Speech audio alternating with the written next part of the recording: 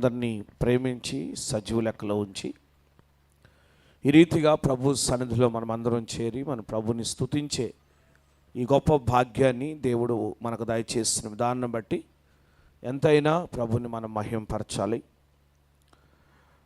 ఇంతవరకు కుటుంబాల్లో దేవుడు చేసిన కార్యాల గురించి సాక్ష్యాలు మనం విన్నాం. దేవుడు ఎంతో కృప చూపారు, మేలు చేశారు. అలాగే మరి కన్వెన్షన్ విషయం కొరకు కూడా మనం దేవుని సన్నిధిలో ప్రార్థన చేస్తూ ఉన్నాం. అందరూ ప్రార్థన చేసిన రీతిగా గత 3వ తేదీ నుంచి 7వ తేదీ వరకు జరిగిన ఆంధ్ర ఐపీసీ జనరల్ కన్వెన్షన్ దేవుడు ఎంతో ఆశీర్వాదకరంగా జయకరంగా దేవుడు జరిగించారు.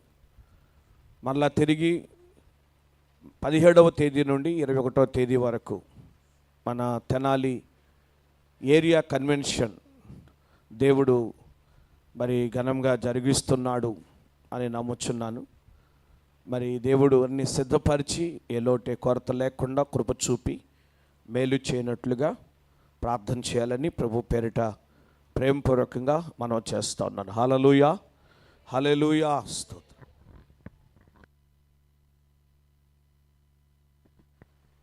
ఈ సమయంలో పరిశుద్ధ లేఖన భాగంలో నుండి 147వ కీర్తన భాగాన్ని కొద్ది నిమిషాలు మనం ధ్యానం చేద్దాం. 147వ కీర్తన భాగం అంతా కూడా మనము జ్ఞాపకం చేసుకుంటే ఈ కీర్తన భాగంలో భక్తుడైనటువంటి మంచిది అది దేనిని గురించి దేవుణ్ణి స్తుతించాలో, దేనిని గురించి దేవుణ్ణి స్తుతించాలో, వేటిని గురించి దేవుణ్ణి స్తుతించాలో అవన్నీ కూడా జ్ఞాపకం చేసుకొని దావీదు ఎంతగానో దేవుణ్ణి మహిమపరిచాడు. మనము కూడా దేవుణ్ణి అలాగూ స్తుతించాలి, అలాగూ దేవుని నామాన్ని మనం ఘనపరచాలి.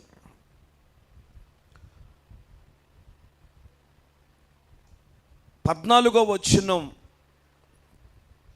మనం చదివితే, నీ సరిహద్దులలో సమాధానము కలుగు చేయవాడు ఆయనే అంట.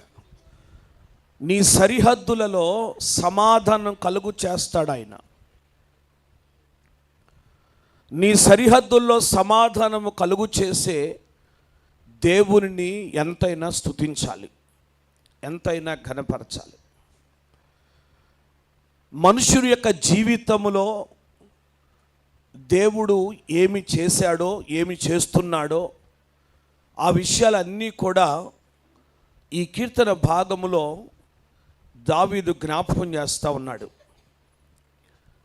దేశమును గురించి జ్ఞాపకం చేశాడు, పట్టణాన్ని గురించి జ్ఞాపకం చేశాడు, పర్వతములను గురించి జ్ఞాపకం చేశాడు, పశువులను గూర్చి, పర్వతాల మీద మొలుచు గడ్డిని గూర్చి, అలాగే మనుషులను గూర్చి, మనుషులకు దేవుడు అనుగ్రహించుచున్న పిల్లలను గూర్చి, గృహాలను గూర్చి, గుమ్మములను గూర్చి, ఆ గడియలను గూర్చి, మనుషుని యొక్క ఆరోగ్యాన్ని గురించి, ఈ రీతిగా ఎన్నో విషయాలు ఈ కీర్తనలో చెప్పుకుంటూ వస్తూ ఎంతగానో దేవుని స్తుతిస్తున్నట్లుగా మనం చూస్తాం. ఈ కీర్తన భాగములో దేవుడు సృష్టికర్త ఉన్నాడు.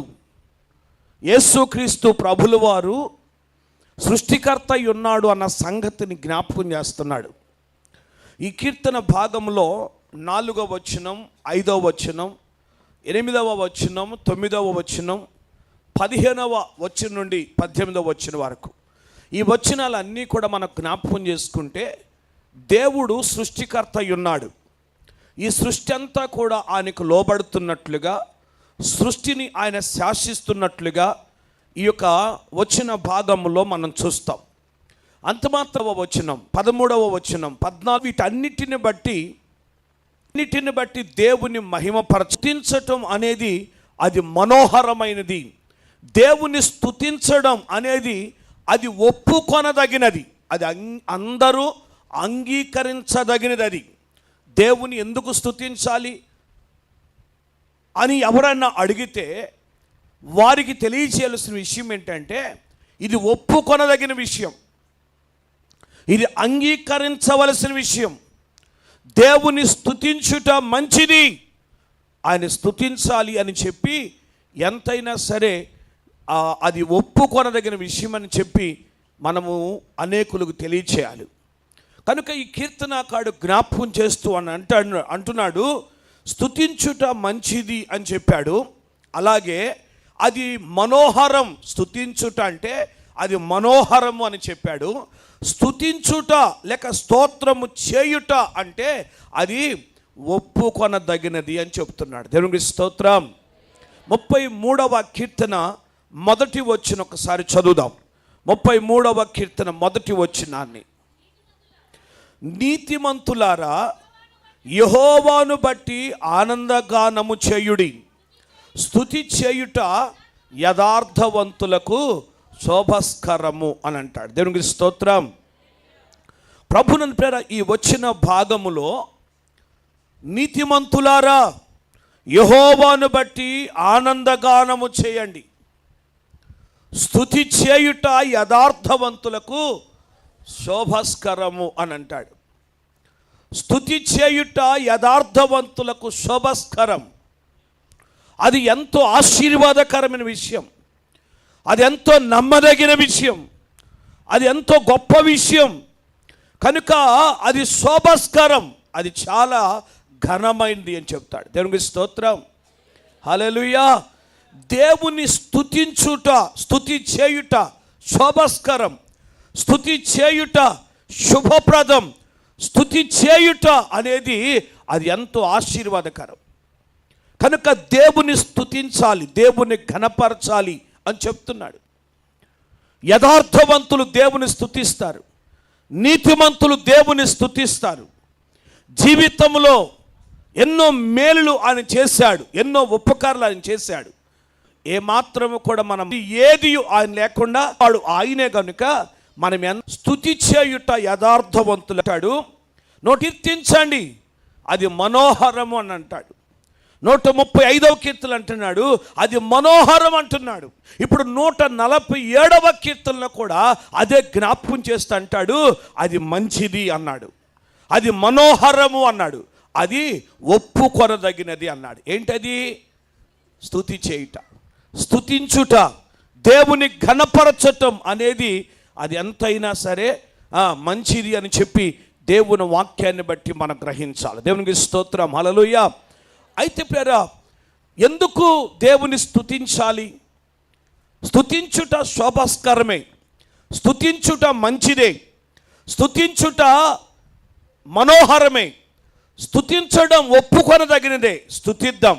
అయితే దేనిని బట్టి స్తుతించాలి, దేని కొరకు స్తుతించాలి అనే విషయాన్ని మనము జ్ఞాపకం చేసుకుంటే ప్రియరా, దేవుని వాక్యంలో మనం చూస్తున్నాం. దేవునికి స్తోత్రం. హల్లెలూయా. దేవుని వాక్యంలో మనం చూస్తే ఈ కీర్తన భాగంలో ఎన్నో విషయాలు జ్ఞాపకం చేస్తూ కీర్తనకారుడు కీర్తన రాస్తున్నాడు. ఏమంటున్నాడు అంటే 2వ వచనంలో పట్టణాన్ని జ్ఞాపకం చేసుకున్నాడు. యెరూషలేమును కట్టువాడు ఆయనేనని, చెదిరిపోయిన ఇశ్రాయేలు అందరినీ పోగు చేసేవాడు ఆయనే. స్తోత్రం. హల్లెలూయా. ఒక పట్టణాన్ని నిర్మించేవాడు, ఒక ఇంటిని నిర్మించేవాడు ఆయన. ఆయన కట్టకుండా ఏ పట్టణం కట్టబడదు, ఆయన నిర్మించకుండా ఏ ఇల్లు కూడా నిర్మించబడదు. దేవుడే నిర్మాణకుడిగా ఉండాలి, దేవుడే శిల్పకారిగా ఉండాలి. స్తోత్రం చెప్పండి.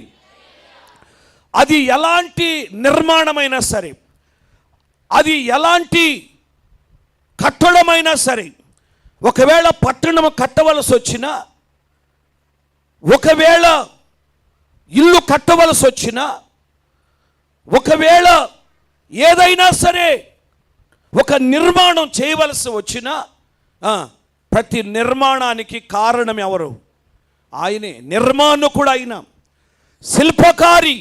ఆయన లేకుండా ఏది కూడా కట్టబడదు. అందుకే 127వ కీర్తన మొదటి వచనంలో చూస్తాం, యెహోవా ఇల్లు కట్టించని ఎడల ఉండుట వ్యర్థ, కట్టబడదు. ఆయన కాపాడు అంటాడు. ప్రతి ఇల్లు గట్టిగా 2 చేతులు ఆయన కట్టాలి, ఆయన దేవుని స్తుతించాలి. మన గ్రామాన్ని కట్టినందుకు దేవుని స్తుతించాలి. మన గృహాన్ని కట్టినందుకు దేవుని స్తుతించాలి. ఇశ్రాయేలు అందరినీ ప్రోగు చేసినందుకు స్తుతిస్తున్నాడు. స్తోత్రం చెప్పండి. హల్లెలూయా. ఏమండి, ఇప్పుడు తెనాలి పట్టణాన్ని దేవుడు నిర్మించినందుకు స్తోత్రం చెప్పాలి. హల్లెలూయా. తెనాలి పట్టణం, యెరూషలేం పట్టణం అంటే దేవుడు కట్టాడు అనుకోండి, తెనాలి పట్టణం కూడా దేవుడే కట్టాడా? ఏంటి అయోమయంగా చూస్తారు? ఆయన కట్టకుండా ఏ పట్టణం కూడా కట్టబడదు. దేవునికి స్తోత్రం. హల్లెలూయా. తెనాలి పట్టణాన్ని కట్టిన కూడా ఆయనే. కట్టడం మాత్రమే కాదు, ప్రోగు చేస్తాడంట. ఆయన ఏం చేస్తాడు? ప్రజలను ప్రోగు చేస్తాడు. దేవునికి స్తోత్రం. ఏమండి, ఒకప్పుడు పట్టణం తెనాలి ఒంటరిగా ఉండేది. ఇప్పుడు ఈ తెనాలికి ఎన్ని ప్రాంతాలు కలిసినాయి? ఏమండి, ఇటు చంద్రావూరు కలిసిందా? స్తోత్రం. దేవుని స్తోత్రం. వీడు మళ్ళీ తోట కూడా కలిసిందా? జగడగుంటపాలెం కలిసిందా? అటు పక్కన తేలపోలు కలిసిందా? యేసు రక్తమే. స్తోత్రం. ఇటు పక్కన కటివారం కలిసిందా? ఇటు పక్కన అంగళకుదురు కలిసిందా? ఇవన్నీ పట్టణాలు కలుస్తూ ఈ పట్టణం ఏమవుతుంది చెప్పండి? అప్పుడు జనమును ప్రోగు చేస్తున్నాడు. ఎక్కడెక్కడ జనం అందరూ వచ్చి తెనాల్లో బాగుంటుందని, నీళ్లు బాగుంటాయని, యేసు రక్తమే, అందరు తెనాలే జారుతున్నారు. దేవునికి స్తోత్రం చెప్పండి. హల్లెలూయా. జనములను దేవుడు ప్రోగు చేస్తున్నాడు, జనములను దేవుడు సమకూరుస్తున్నాడు. అందును బట్టి కూడా దేవుని ఏం చేయాలి? స్తుతించాలి. స్తోత్రం. అండి, పేరుకు మాత్రం పట్టణమే కానీ ప్రజలు లేకపోతే, పేరుకు మాత్రం పట్టణం అని పేరు పెట్టుకొని ప్రజలు లేరనుకోండి, ఏం బాగుంటుంది? స్తోత్రం. అండి, కొన్ని పట్టణాలు, కొన్ని పేర్లు, ఆ పేర్లోనే పట్టణం పట్టణం పట్టణం అని కొన్ని ఊర్లకి పట్టణం అనే పేరు వస్తుంది. కానీ ఆ ఊరు చుట్టూ ఎంతో ఉండదు, ఎంతే ఉంటుంది. యేసు రక్తమే. చాలా చిన్నగా ఉంటుంది, కొద్దిళ్ళే ఉంటాయి, కానీ పేరుకు మాత్రం ఏం పట్టణం? పట్టణం. దానికి పట్టణం ఉంటుంది, యేసు రక్తమే. కానీ పట్టణము అని అంటే ప్రజలు విస్తరించాలి, వ్యాపించాలి. దేవుని స్తోత్రం. అందుకని ఇక్కడ అంటాడు, యెరూషలేమును ఆయన కడతాడు, యెరూషలేములోనికి ఇశ్రాయేలు అందరిని కూడా ప్రోగు చేస్తాడు. అందును బట్టి వాడిని ఆరోగ్యహీనం అవుతూ ఉంటుంది. గుండె టెన్షన్ పరిస్థితిలో గుండె చేస్తున్నాడు దేవుడు. మా స్తోత్రం. ఏమంటే మరణించిన వారు ఎంత గుండె పెరిగిపోయే, కొందరు పంపింగ్ సరిగ్గా లేక బలహీనమైపోయిందని చెప్పేసరి చెప్తారు. ఇలాగూ గుండెను గురించి ఎన్ని రకాల జబ్బులో యేసు రక్తమే. కానీ దేవుడు మన గుండెను బాగు చేస్తున్నాడు. స్తోత్రం చెప్పండి, కొంచెం గట్టిగా చెప్పండి. హల్లెలూయా. అండి, మన అమ్మకు బాగపోతే అప్పుడు మా చిన్నాన్నగారు అటు వెస్ట్ గోదావరి డిస్టిక్లో చేబ్రోల్లో ఉంటారు. మా చిన్నాన్న దైవజనులు, ఆయన WME సూపర్వైజర్ గారు. ఆయన చెప్తే ఆయన ప్రార్థన చేస్తున్నాడంట, అయ్యా ఈ గుండెను బ్రతికించారు, ఈ గుండెను బ్రతికించు. పనికిమాలిన గుండెలు ఎన్నో ఉన్నాయి, పనికిరాని గుండెలు ఎన్నో ఉన్నాయి అయ్యా, నీకు ఉపయోగపడని గుండెలు ఎన్నో ఉన్నాయి. కానీ ఈ గుండె నీ గుండె. ఈ గుండె అనేకుల కొరకు ప్రార్థన చేసే గుండె అయ్యా, అనేకుల కొరకు కన్నీరు కార్చే గుండె అయ్యా, ఈ గుండెను బ్రతికించు అని ప్రార్థన చేశాడంట ఆయన. స్తోత్రం చెప్పండి. హల్లెలూయా. ఎందుకు ఆయనకు మొరపెట్టాడు దేవునికి అని అంటే, గుండెను బాగు చేసేవాడు ఆయన. స్తోత్రం చెప్పండి. గుండె చెదరిన వాడిని బాగు చేసేవాడు ఆయన, మనకు ఆరోగ్యం ఇచ్చేవాడు ఆయన. స్తోత్రం చెప్పండి. హల్లెలూయా. అండి, ఇక మన అవయవాలు అన్నిటిలో కంటే ప్రధానమైనది గుండె. గుండె పనిచేయటం ఆగిందంటే ఇక మనం లేనట్టే. ఇక ఒంటిలో ఏది చెప్పండి, ఏ అవయవము దెబ్బతిన్నా బ్రతుకుతాం కానీ చనిపోం. కానీ గుండె మాత్రం పనిచేయదు అనుకోండి, యేసు రక్తమే. స్తోత్రం.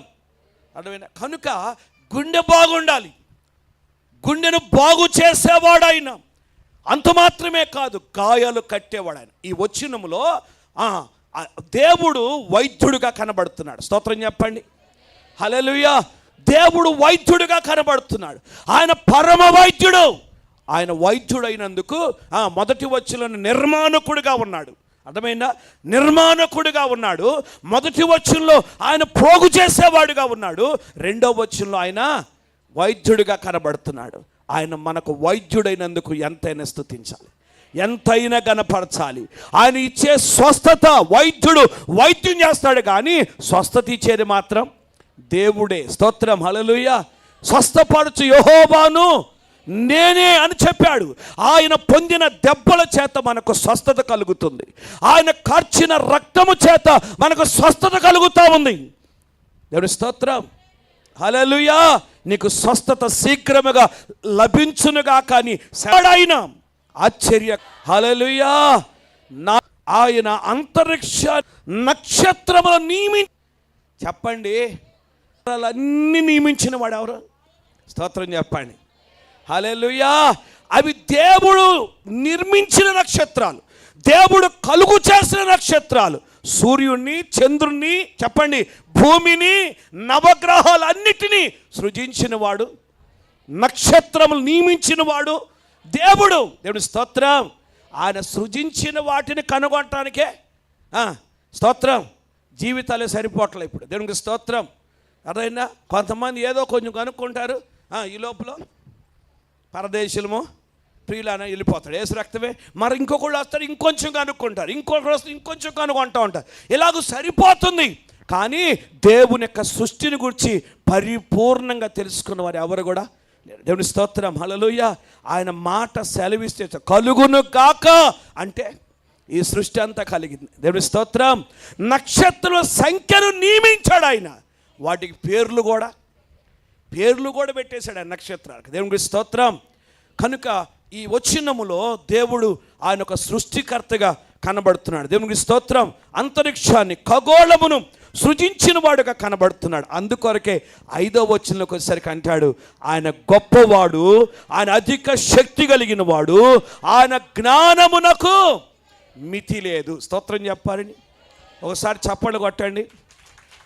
ప్రభువు గొప్పవాడును, అధిక శక్తి సంపన్నుడు. ప్రభువు గొప్పవాడును, అధిక జ్ఞానమునకు ఆయనే మితియులేని, జ్ఞానమునకు ఆయనే మితియులేని వాడని. దేవునికి స్తోత్రము గానము చేయుటయే మంచిది. మనమందరము స్తుతి గానము చేయుటయే మంచిది. ప్రభువు గొప్ప, అధిక శక్తునకు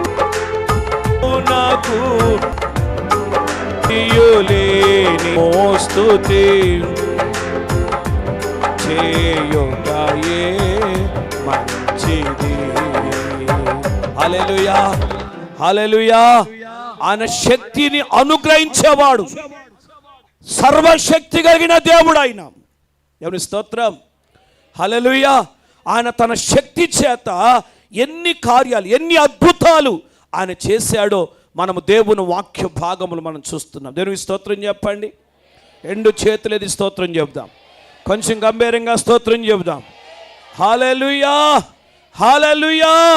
లేఖనములో మన జ్ఞాపకం చేసుకుంటే పేరా చదవండి. హెబ్రీ పత్రిక 7వ అధ్యాయం 25వ వచన భాగాన్ని చదువుదాం. ఈయన తన ద్వారా దేవుని యొద్దకు వచ్చు వారిని పక్షమున విజ్ఞాపన చేయుటకు నిరంతరము జీవించుచున్నాడు గనుక వారిని సంపూర్ణముగా రక్షించుటకు శక్తిమంతుడై ఉన్నాడు. దేవునికి స్తోత్రం చెప్పండి. హల్లెలూయా. 11వ అధ్యాయం 18వ వచనం కూడా చదవండి. హెబ్రీ పత్రిక 11వ అధ్యాయం 18వ వచనం.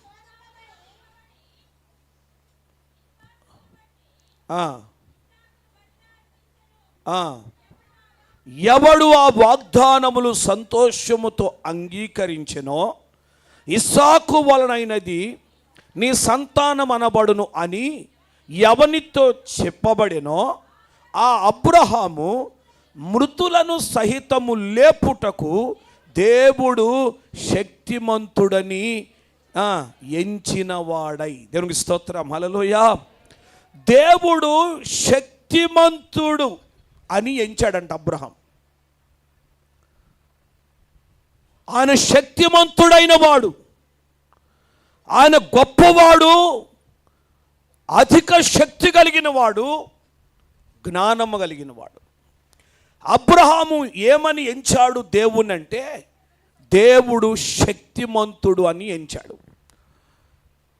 ఎంత శక్తిమంతుడు అనంటే మృతులను సహితము లేపుటకు శక్తిమంతుడు. దేవునికి స్తోత్రం. చనిపోయిన వారిని లేపుటకు యేసుక్రీస్తు ప్రభుల వారు, ఆయన సజీవుడైన వాడు, శక్తి కలిగిన వాడు. ఆయన శక్తిని మించిన శక్తి ఎవరికి కూడా లేదు. ఇంత శక్తి కలిగిన దేవుడు మనకున్నందుకు ఎంతైనా స్తుతించాలి. ఈ శక్తి కలిగిన దేవుడు మన కొరకు ప్రాణం పెట్టినవాడు, అధిక స్తోత్రము నందరగిన వాడు ఆయన. కనుక ఆయన స్తుతించాలి. నిజమే ప్రభువా, నీ శక్తిని బట్టి స్తోత్రం. తన శక్తిని బట్టి మన జీవితాల్లో కార్యాలు చేస్తున్నాడు. తన శక్తిని బట్టి ఈ సృష్టిని సృజించాడు. తన శక్తిని బట్టి పట్టణాలు నిర్మించాడు. తన శక్తిని బట్టి గృహాలు నిర్మించాడు. తన శక్తిని బట్టి ఆయన చెప్పండి ఇశ్రాయేలును పోగు చేస్తున్నాడు. తన శక్తిని బట్టి ఆయన రోగులను బాగు చేస్తున్నాడు.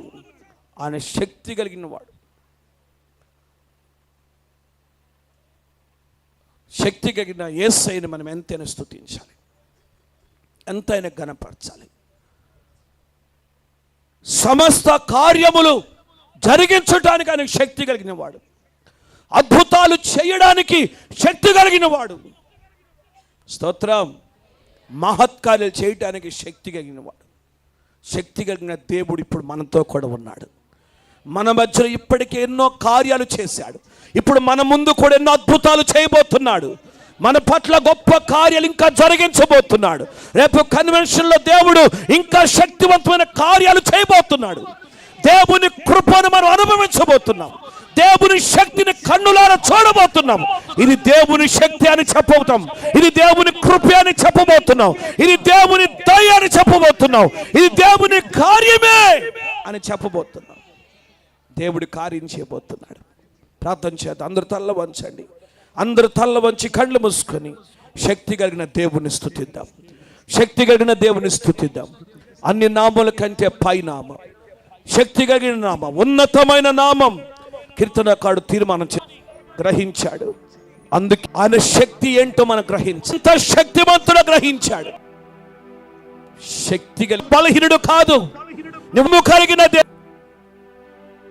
అధిక స్తోత్రము నొందదగిన వాడవయ్యా, బలవంతుడవైన దేవుడు అయ్యా, అధిక శక్తి కలిగిన దేవుడు అయ్యా. నీకు కలిగిన జ్ఞానము గొప్పదయ్యా, గొప్ప జ్ఞానం ఇది. శక్తి కలిగిన యేసయ్యా మీకు స్తోత్రం, శక్తి కలిగిన యేసయ్యా మీకు స్తోత్రాలని చెప్పి దేవుని స్తుతించండి. ఆయన శక్తిని నీ జీవితంలో చూడాలి. ఆయన బలమును జీవితంలో చూడాలి. ఆయన శక్తి ఏంటో నీ కుటుంబంలో చూడాలి. ఆయన శక్తి ఏంటో ఇదిగో కన్వెన్షన్లో చూడాలి. ఆయన శక్తి ఏంటో మన కన్నులారా చూడాలయ్యా. నీ శక్తిని చూడాలి. ఇప్పటి వరకు ఎంతో శక్తిని మేము చూసాం, ఎంతో బలము చూసాం. నువ్వు శక్తి కలిగిన వాడవని గ్రహించామయ్యా. అయ్యా నీవు మా మధ్యలో ఉండి, నీవు మాతో ఉండి అయ్యా నీ శక్తి కలిగిన కార్యాలు చేయండి. నీ శక్తి కలిగిన కార్యాలు చేయండి. కృప చూపండి అయ్యా అని చెప్పి దేవుణ్ణి మహిమపరచుదాం. హల్లెలూయా, హల్లెలూయా, హల్లెలూయా, హల్లెలూయా. దైవమా మీకే స్తోత్రం, స్తోత్రం, స్తోత్రం, స్తోత్రం. చెప్పాలి, వినబడాలి, మీ స్వరాలు వినబడాలి. చేతులెత్తి చెప్పండి, చేతులెత్తి చెప్పండి, చేతులెత్తి చెప్పండి. మోకాళ్ళ మీద నిలబడగలిగితే మోకాళ్ళ మీద నిలబడి చెప్పండి. హృదయపూర్వకంగా చెప్పండి. యేసయ్య శక్తిని బట్టి స్తుతించండి. దేవుని శక్తిని బట్టి స్తుతించండి. దేవుని శక్తిని బట్టి స్తుతించండి. చెప్పండి, వినబడాలి, మీ స్వరాలు వినబడాలి. శక్తి కలిగిన దేవుడు ఆయన, శక్తి కలిగిన దేవుడు ఆయన. హల్లెలూయా హల్లెలూయా హల్లెలూయా హల్లెలూయా హల్లెలూయా. దైవమా మీకే స్తోత్రం స్తోత్రం స్తోత్రం. చెప్పాలి, వినబడాలి, మీ స్వరాలు వినబడాలి, మీ స్వరాలు వినబడాలి, మీ స్వరాలు వినబడాలి. ప్రభుని స్తుతించాలి. హల్లెలూయా.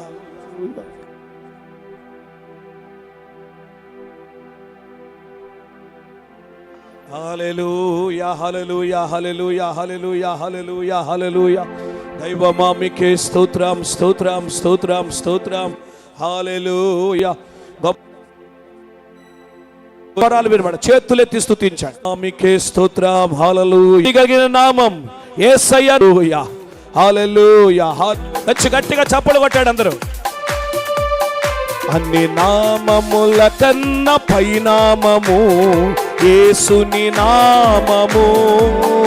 ఎన్ని తరములకైనా కనపరచదగిన క్రీస్తేసు నామము.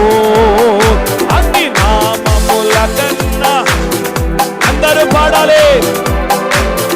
ఆమేన్. ఎన్ని తరములకైనా కనపరచదగిన క్రీస్తేసు నామము. యేసు నామము సాతాను శక్తులు. యేసు నామము సాతాను శక్తులు. హల్లెలూయా హోసన్నా హల్లెలూయా హల్లెలూయా. ఆమేన్ ఆమేన్. హల్లెలూయా. పాడాలందరూ. హల్లెలూయా.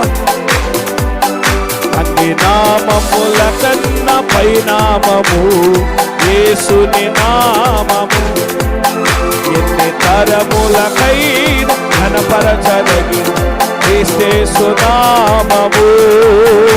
అన్ని నామముల కన్నా పైనామము యేసుని నామము.